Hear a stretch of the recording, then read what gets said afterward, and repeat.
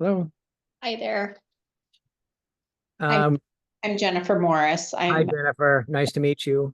Can we pause the recording and we'll start the recording after we call it to order? Is that possible? Hi. All right. Hello, everyone. This is a special meeting of the School Building Committee. Today is August 6th, 2024. Thank you all for being here.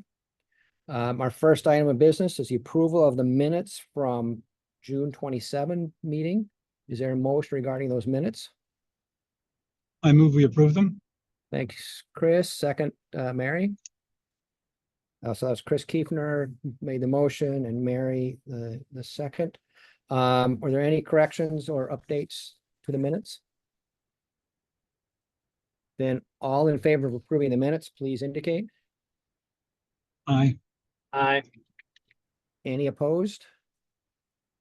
And then Jennifer, I'm going to abstain from that since I was not at that meeting.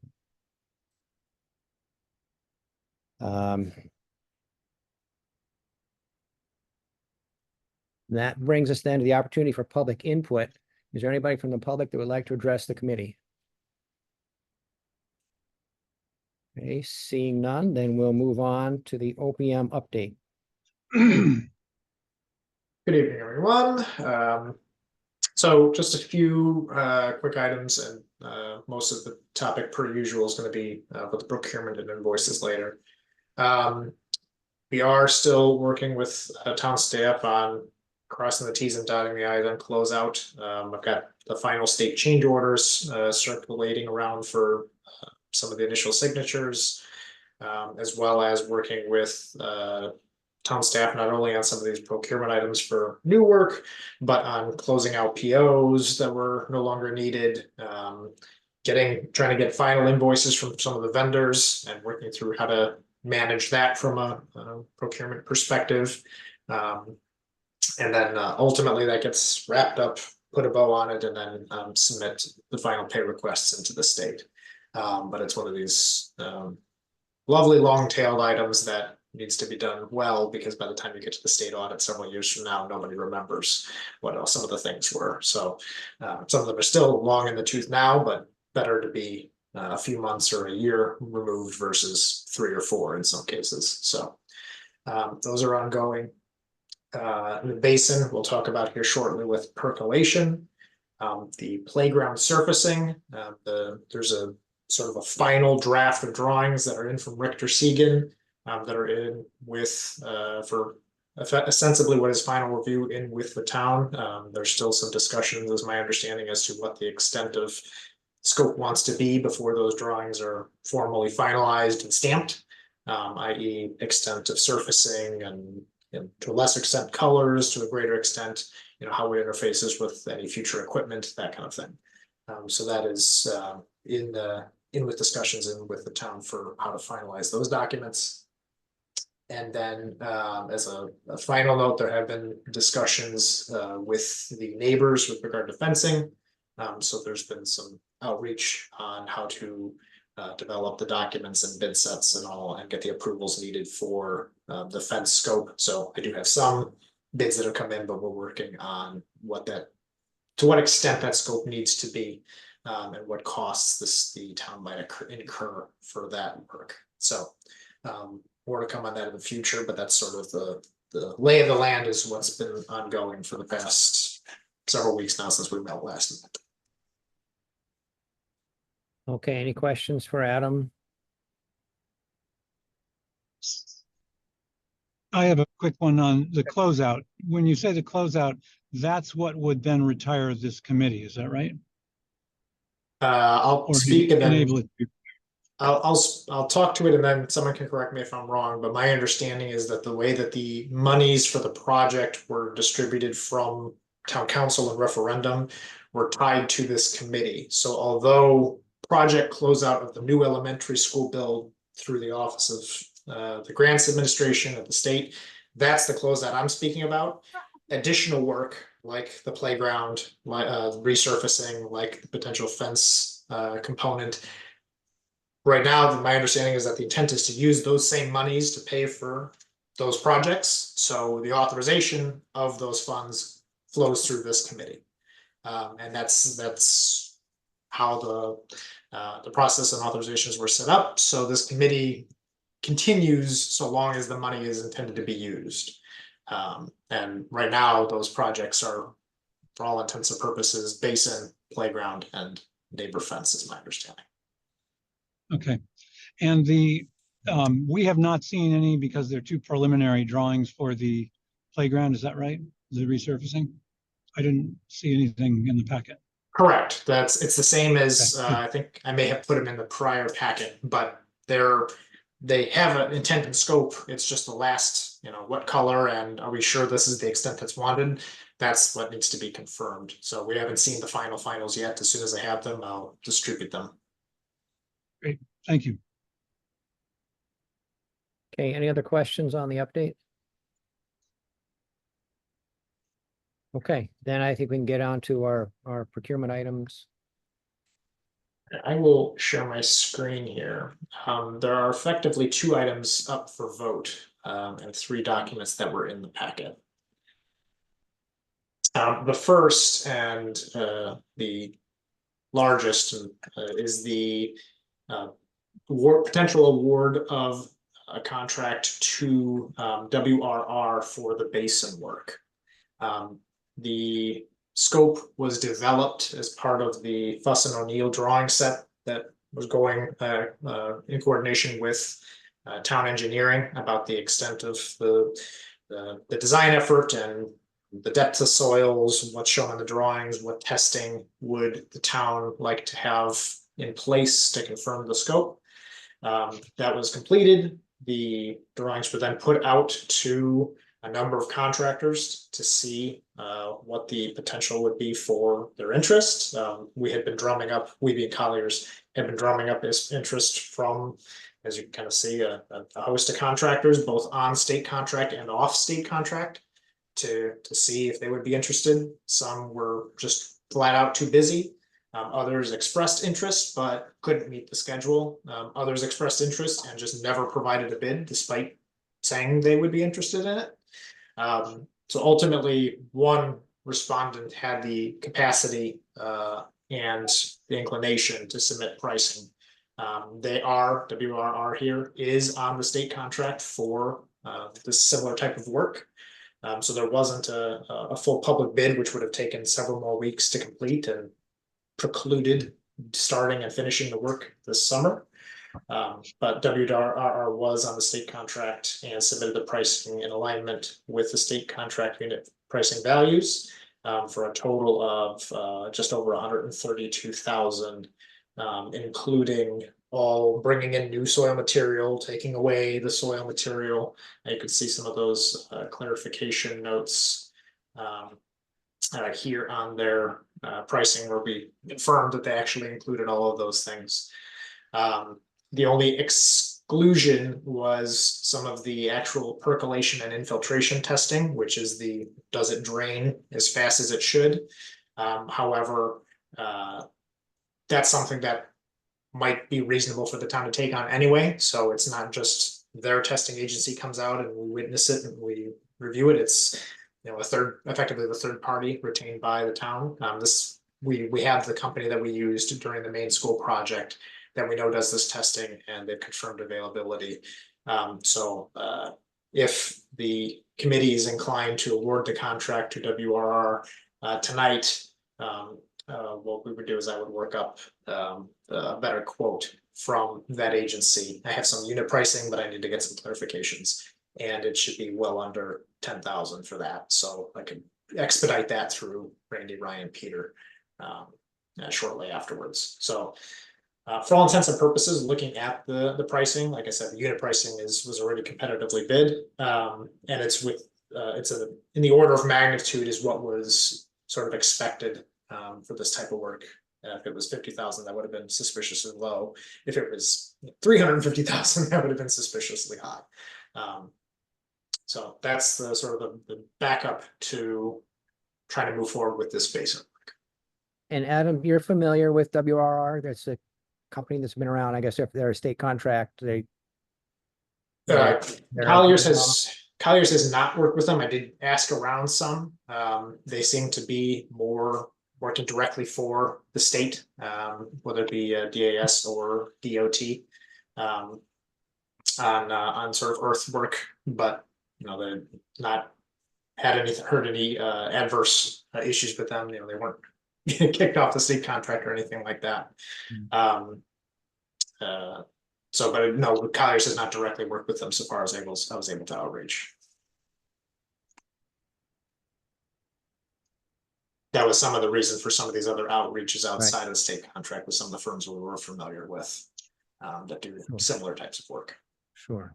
Randy, So I was just going to ask about timeline. They can, because we're getting really close to start of school. Do they think Yes. they can get this done by start of school? So that was the schedule that was in the request for bid that was issued.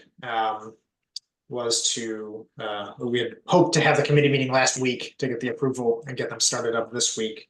So the intent was to have started yesterday with a completion of August 23rd to bake in a week there at the end of August. So that's still the intent. If there's a delay in starting for whatever reason, whether it be weather or what have you, the bulk of the earthwork should be happening first. So we should be down to final placement of soils and things of that nature towards the latter. So if there was an issue where the schedule did extend, there's just a ton of rain, for example, you can't do the work throughout August. The thought is that towards the end of the process, if school was ongoing, there wouldn't be thousands of yards of soil coming in and out, because that's some of the first work you're doing, and then you're talking about hand placement around the trees and things like that towards the end. So we would have to closely monitor it. It's a little tighter than we had intended and hoped for, but that's still the goal, and we'll go from there. We have a question here.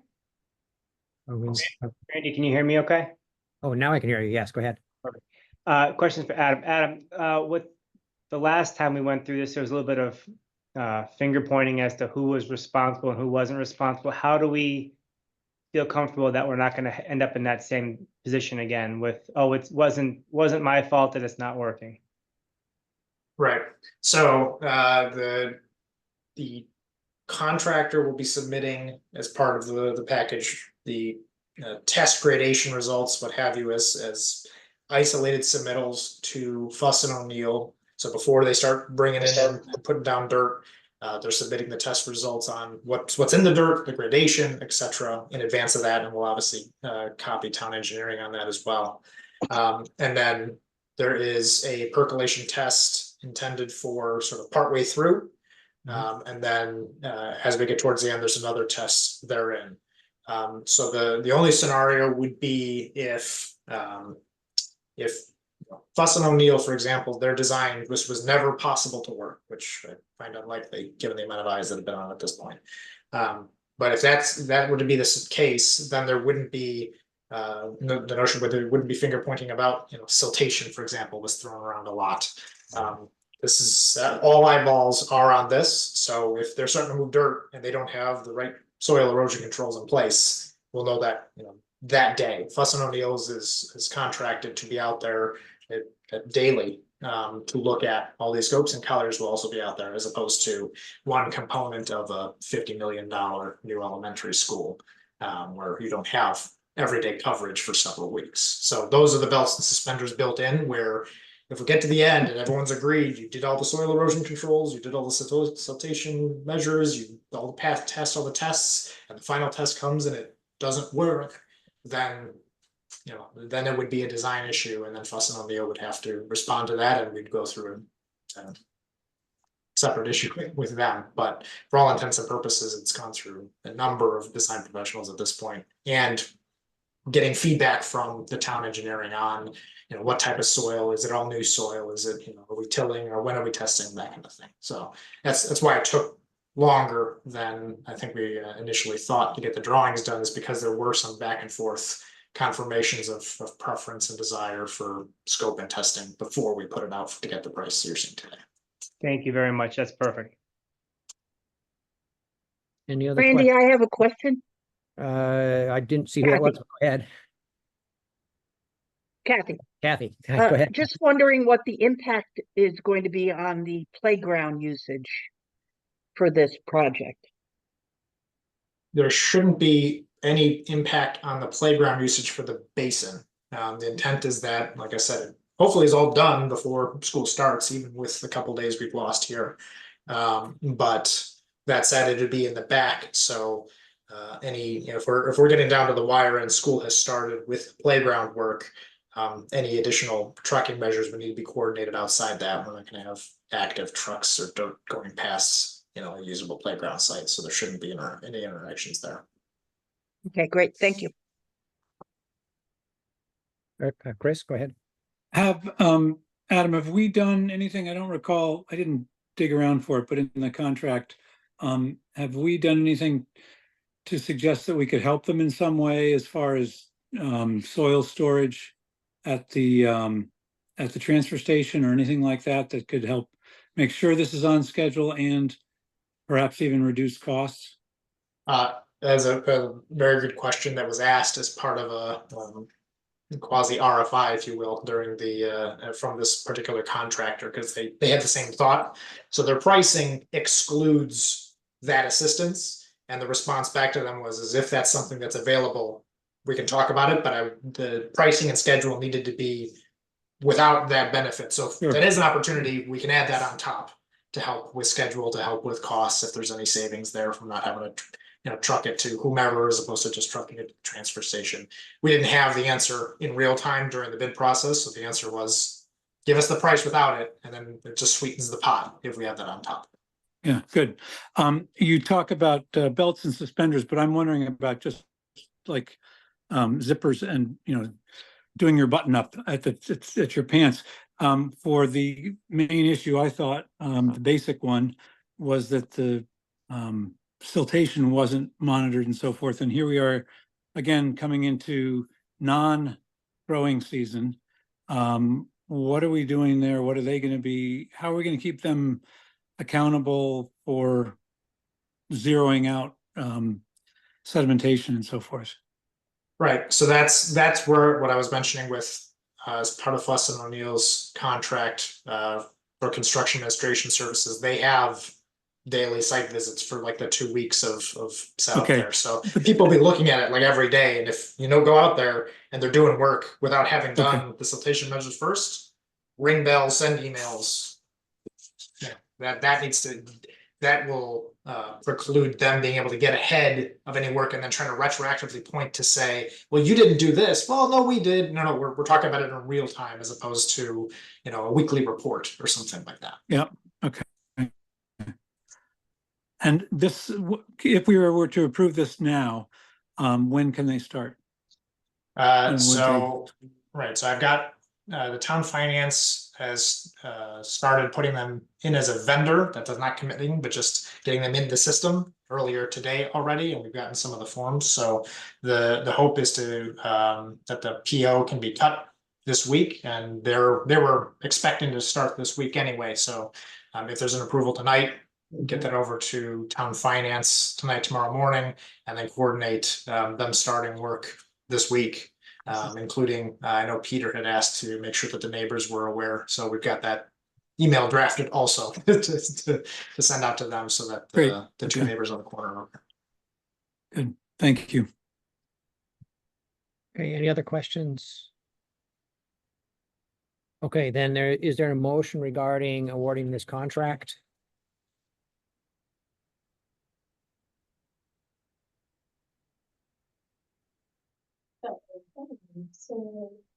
There is a draft motion where if someone was to make one, that might be good to reference the state contract in there and all that. I can make the motion, but I don't have it in front of me. Mary, do you have it in front of you? Okay, Mary's got it. I do. So I would make a motion to award the contract for earthwork at the retention basin to WRR Incorporated per their bid dated July 24th, 2024, in the amount of $132,631 under State of Connecticut Contract 22 PSX 0226. Okay, thank you, Mary. Is there a second? Kathy, thanks. And I'd add that I like that it's being called the retention basin as opposed to the retention pond. I'd like to strike the word pond from all further conversations. All right, so noted. I think we're all in agreement with that. So we have a motion and a second. Then all in favor of the motion, please indicate. Any opposed or abstentions? Okay, so that's unanimous.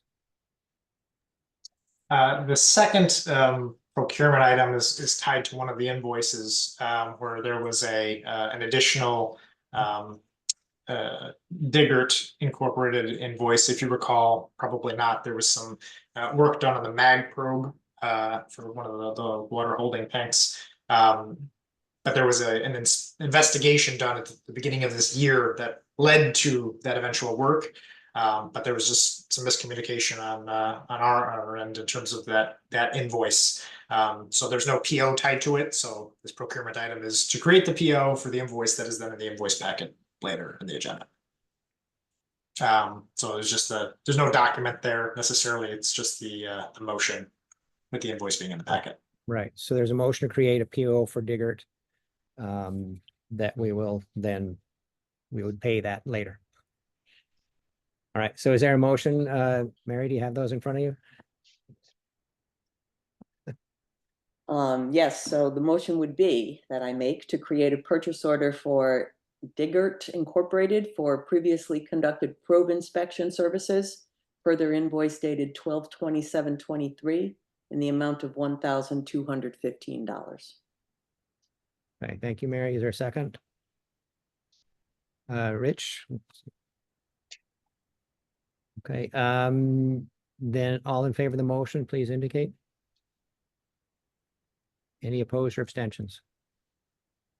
Okay. Okay, then that would take us to the invoice pack. All right, I'll share my screen again. So this month's invoice packet includes invoices from BSC, who did the initial wave of the playground surveying that led to Richter and Segan's drawings.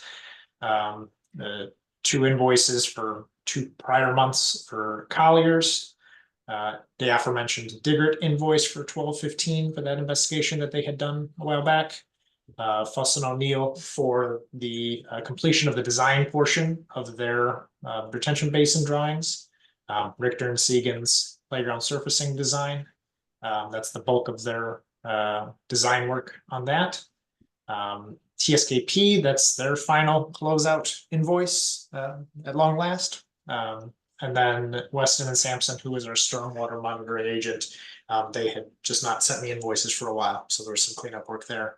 There's a little bit left for Weston and Sampson as part of the state general stormwater permit to get that closed out. So there'll be a few more invoices from them, but very small, similar to what you see here. Total of just under 61,000. Okay, and so Adam, when does the stormwater monitoring, when can that end? There's timelines about, you have to do your post-construction inspection, which is complete. And then I think there's 1 or 2 more before you do the final wrap up, which I believe they're doing next month. I have to double check with Weston Sampson about when that time is, but It's about at the end though. Yes, we're close to them being done as well. Okay. Questions from anyone? Can I ask about what's been happening with the playground? I don't have more data than what was shared. I don't know if Ryan or Peter can speak more to that. I just know that there's some question about to what extent we're doing some of the work. Yeah, I can jump in. This is Peter. We've had ongoing concerns about just the overall temperature with the increase of the rubberized surface. And so just exploring options that we have with either the color to minimize any of the absorption or even considering the possible addition of sunshades as we're just seeing climate change and warmer temperatures in the spring and in the fall. And then finally, we're still working on uh, universal design elements, which would add some equipment to the playground to make it fully ADA accessible, so that there would be some interactive pieces of playground equipment for all kids, especially those with some limited mobility impairment. So we're looking at a couple pieces to make recommendations. We just don't want to see the surfacing going forward without acknowledging these additional pieces that might interrupt some of that design. So we just don't want to get ahead of that. So when do you anticipate the improvements beginning? This probably won't happen until next summer. Oh, wow, okay. Just given the scope of the work and where we are this summer, even earlier in the summer, it was looking like it just wasn't going to line up to get all the approvals in place to ensure that the playground would be open for the first day of school with students. And so unfortunately, that window kind of came and went. But actually, I think we're taking advantage of the additional time to think differently about the universal design aspect of a playground, to see what equipment we can add. And then the sunshade piece of it may be a component that we'll want to either approach the school building committee or town council to see that addition. Does this mean the school building committee will be in effect for the next 12 months? You can just write a blank check and we'll fill in the details. So yeah, no, you don't need to worry about it. We got it. Yeah, we don't need to meet twice a month if that's the only thing we're waiting on. Any other questions? Yeah, I just want to clarify. So Peter, basically there'll be no changes to the playground. We'll see the same playground now as we will come next September. September. No, I did that wrong. All the way through June of 2025. What we may add that wouldn't impact the rubberized surfacing is further developing some shade area game tables and equipment, again, that acknowledges not all kids are going to want to be on the playscape. Some are looking for field play, some are looking for quieter games. So where the old ropes course was at Southeast, that's a great shaded area that we want to see if we can expand. It won't include the rubberized surface, but we're looking at what can we do to increase the number of benches that are in shaded areas, game tables, flat surfaces for kids to gather and do a project on or play a game. And then just to make sure that there's enough playground equipment that can be brought out each day for kids, again, who are not into just using the playscape, but want some other interactive activities. Thank you. Yep. Okay, then is there a motion regarding approval of the invoice packet? Thank you, Mary.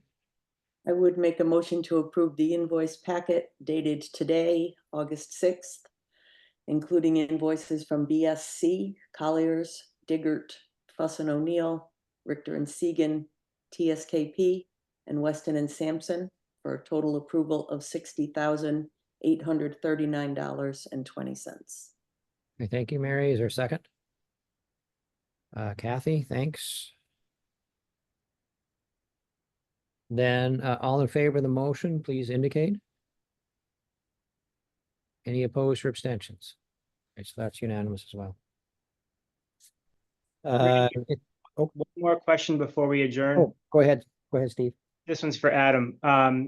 The water system, and I missed about 2 minutes of the meeting as I walked in from the car, but so if you already went over this, I apologize.